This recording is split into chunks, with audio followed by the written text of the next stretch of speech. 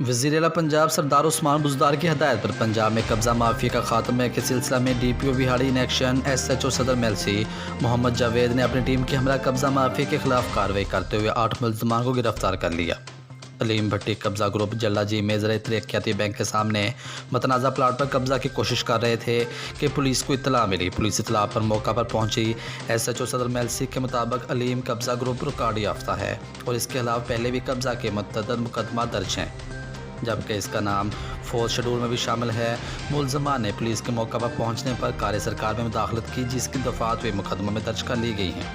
مقدمہ میں 11 نامزد جبکہ 20 نامعلوم افراد کے خلاف مقدمہ درج کیا گیا ہے۔ اس موقع پر ایس ڈی پی او میلسی محمد وسیم کا کہنا تھا کہ ڈسٹرکٹ پولیس افیسر وہاڑی زاہد نواز مرود کی ہدایت پر وہاڑی پولیس قبضہ مافیا سے آہنی ہاتھوں سے نپٹ رہی ہے۔ شہریوں کے حقوق کا تحفظ ہر صورت یقینی بنایا جائے گا۔ مزید خبروں اور تفصیلات کے لیے دیکھتے رہیے پاسبان لائیو نیوز HD۔ آپ ہمیں فیس بک اور یوٹیوب پر بھی فالو کر سکتے ہیں۔